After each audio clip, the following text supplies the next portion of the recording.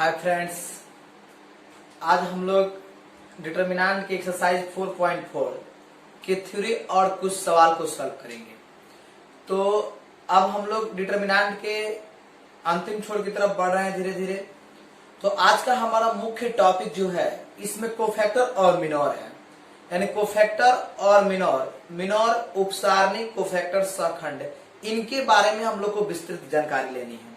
तो चलिए आप इस वीडियो को पूरे अंत तक देखिए और वीडियो देखने के बाद आप अपने दोस्तों के बीच, भाइयों बहनों के बीच जरूर इस वीडियो को शेयर कीजिए ताकि वो लोग भी इस चीज का अपने विपरीत परिस्थितियों में पढ़ाई कर सके और चैनल का भी एडवर्टाइज हो। तो चलिए हम चलते हैं अब आपको कोफैक्टर और मिनोर की तरफ लेके। देखिए बहुत सिंपल सी बात है, उपसारणिक मिनोर, उपसारणिक और मिनोर में क्या है इस चीज को अभी हम लोग यहाँ पे समझेंगे। इसमें चिन्ह का प्रयोग नहीं होता, इसे एम से सूचित करते हैं। अब आपके दिमाग में आता होगा कि इसमें चिन्ह कौन सी है, सहखंड कोफैक्टर, इसमें चिन्ह का प्रयोग होता है, इसे ए से सूचित करते हैं। तो अब आपको इसमें चिन्ह जानना सबसे जरूरी हो जाता है। जैसे सिंपल से एक बात हम आपको बताते हैं, मान लीजिए कि आपने 2/2 में प्लस माइनस माइनस प्लस ऐसे, और 3/3 ऑर्डर में minus plus plus minus plus minus plus ऐसे चिन्हों को पढ़े हैं।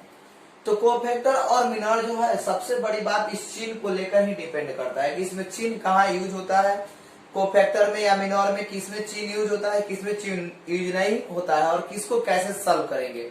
इन सभी चीजों को हम लोग को इसमें समझना सबसे बड़ी बात होती है। तो देखिए अब हम इसको बताने के लिए आपके सामने कुछ सवाल एक्सरसाइज से लेके आते हैं और उस सवाल को जब हम जैसे ही सॉल्व करेंगे आपके दिमाग में धीरे धीरे वो पूरे कंसेप्ट को बैठ जाएगा और आप उस कंसेप्ट को समझ के खूब बढ़िया से अपने कॉपी में नोट कर लीजिएगा ताकि अगले एग्जाम में जब भी ऐसे सवाल आए तो आप उस चीज को सॉल्व कर पाए। तो चलिए अब हम इसके लिए आपको सवाल देते हैं। देखिए इसमें हम लोग को समझना है कि निम्नलिखित सारणिकों के अवयव के उपसारणिक एवं सहखंड लिखिए। यानी निम्नलिखित सारणिक के अवयव के उपसारणिक एवं सहखंड यानी 2 - 4 0 3 2/2 ऑर्डर का है। तो अब इसमें हम लोग को समझना है कि ये उपसारणिक और सहखंड क्या है। जैसे हम लिखे यहाँ पे Minaur of R1, Minaur of R1, तो हम क्या निकालने चल रहे हैं, उपसारणिक। तो देखिए मिनोर ऑफ R1 यानी जैसे ही हम यहाँ पे मिनोर की नाम लिए तो मिनोर हमारे दिमाग में उपसारणिक आ गया कि भाई चिन्ह का प्रयोग नहीं होता है। तो चिन्ह का प्रयोग नहीं होता है तो कैसे नहीं होता, इस चीज को समझना बड़ी बात है। तो देखिए यहाँ पे आप मिनोर को एम से डिनोट करते हैं, तो यहाँ पे लिखेंगे M11, यानी 11 आपको डिनोट कर रहा है कि पहला पंक्ति के पहला स्थान, और चिन्ह का प्रयोग नहीं होता है। यानी चिन्ह मतलब यहाँ पे प्लस का चिन्ह होता है और इस प्लस का चिन्ह होता है, यहाँ पे अवयव भी 2 है तो इस चीज को भी हम लोग नहीं लिखेंगे, इस चीज को हम लोग छोड़ देंगे। तो यहाँ पर 2 और प्लस भी छोड़ देंगे तो केवल क्या बचेगा, 3, यानी M11 के मान हो गया आपका 3। देखिए M12 यानी 1 2 3 यहाँ पे आइए, तो यहाँ पर जब आइएगा तो यहाँ पर माइनस चिन्ह होता है, बट मिनोर में चिन्ह का प्रयोग नहीं होता है। तो चिन्ह और इस अवयव को छोड़ देंगे तो ऐसे ढक लेंगे तो क्या बचेगा, 0। यानी मिनोर अब R1 से हमने एक्सपेंड किया तो हमें रिजल्ट मिला इतना। इसके बाद चलिए फिर हम लिखेंगे मिनोर ऑफ R2। तो मिनोर ऑफ R2 देखिए मिनोर ऑफ R2 इसमें है 0, तो जैसे ही हम इस चीज को एक्सपेंड करेंगे यहाँ पे तो 0 तो ऐसे लिखेंगे, ऐसे और ऐसे, तो ढक जाएगा पूरा और बच जाएगा -4। तो M21 यानी दूसरा पंक्ति के पहला स्थान तो -4, यानी चिन्ह यहाँ पर माइनस होता है, वो माइनस हमने नहीं लिखा है क्योंकि इसमें चिन्ह का प्रयोग नहीं होता है। फिर M22 देखिए M22 आपका 4, तो यहाँ पे आया दूसरा पंक्ति का दूसरा स्थान, यहाँ पे आया और ऐसे, तो क्या बचेगा 2, यानी हमने मिनोर निकाल लिया। दोनों पंक्ति से बारी बारी से हमने मिनोर निकाल लिया। अब हमको यहाँ पे कोफैक्टर निकालना है, तो लिखेंगे कोफैक्टर ऑफ R1। देखिए तो कोफैक्टर सहखंड, इसमें चिन्ह का प्रयोग करते हैं, इसे ए से सूचित करते हैं, तो ए से सूचित करते हैं तो R1 A11 यहाँ आया और यहाँ चिन्ह का प्रयोग होता है। तो केवल चिन्ह का प्रयोग, तो A11 सम है तो यहाँ पे प्लस चिन्ह होता है तो प्लस। अब इसके बाद इसको हम 2 को नहीं लिखेंगे, ध्यान में रखना है। कई बार अक्सर विद्यार्थी लोग गलती कर बैठते हैं, इस चीज को 2 भी लिख देते हैं, सॉल्व कर लेते हैं और समझ में भी नहीं आ पाता है। तो इस चीज को समझना है कि यहाँ पे हम इसको ढक लिए तो क्या बचा मेरा 3, इसके बाद A12 चिन्ह होता है माइनस, और डिटर्मिनेंट जब A12 माइनस चिन्ह होता है तो यहाँ पे माइनस है, और इस चीज को ढक लिए तो क्या बचा मेरा 0 यानी इक्वल टू 0। फिर आइए कोफैक्टर ऑफ हम लिखेंगे R2, तो कोफैक्टर ऑफ R2 यानी A21, तो माइनस और इसको ढकेंगे तो क्या बचेगा -4 यानी +4 हो गया।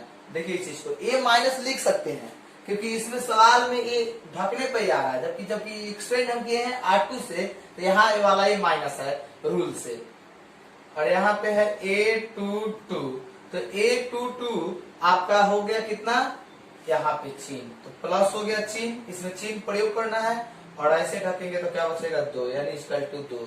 आपको इसमें हमने 2 पंक्ति और 2 स्तंभ पर हमने आपको R1 और R2 से कोफैक्टर और मिनर निकाल कर देख लिए। अब हम लोग इससे ज्यादा समझ पाएंगे 3x3 वाले पे, तो चलिए जिसमें 3 पंक्ति और 3 स्तंभ हो उससे सारणिक को सॉल्व करके कोफैक्टर और मिनर निकालते हैं तो ज्यादा समझ में आएगा।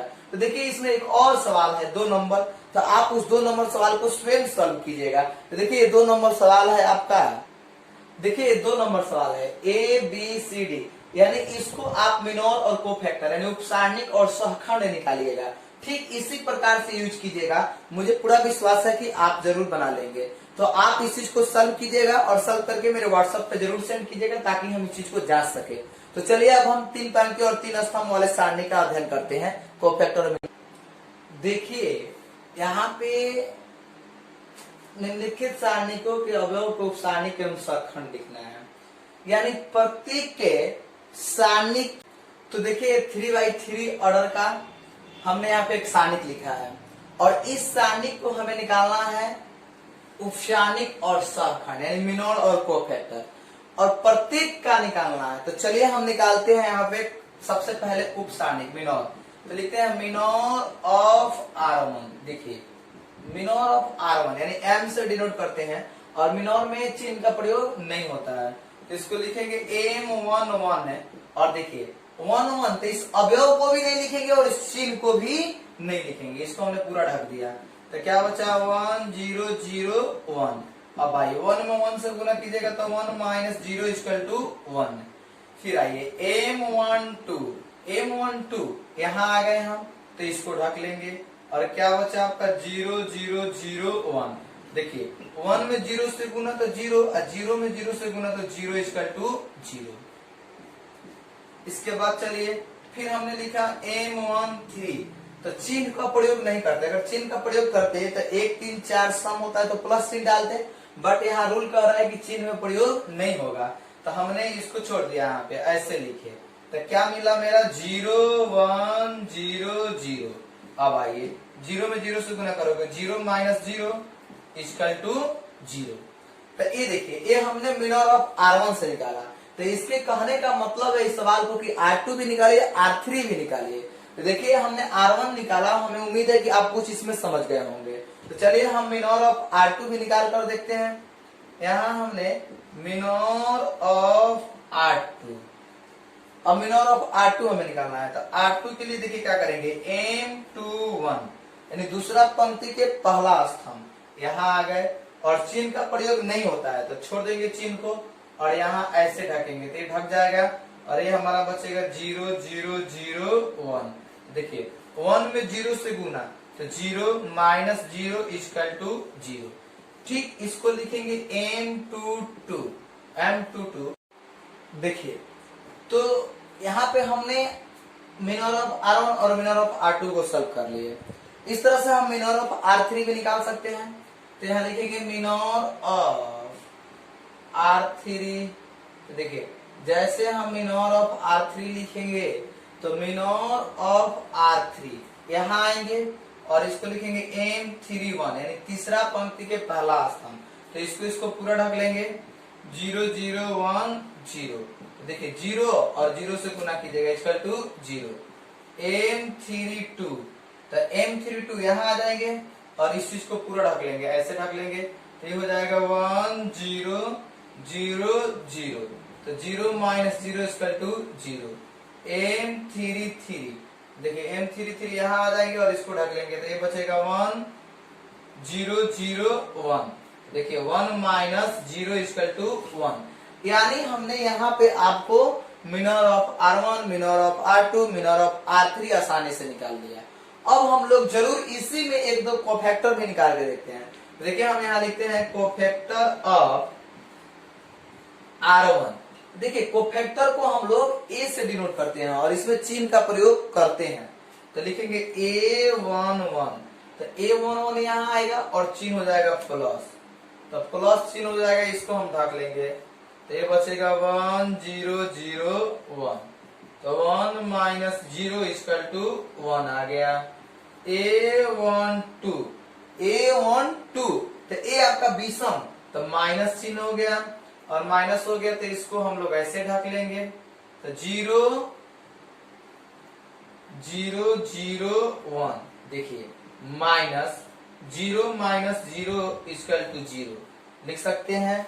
इस प्रकार से हम यहाँ निकाल सकते हैं A13। तो देखिए A13 यहाँ आ गए और A13 के चिन्ह होता है प्लस, तो प्लस हमने लिख दिया। अब यहाँ पे 0 1 0 0 0 1 0 0।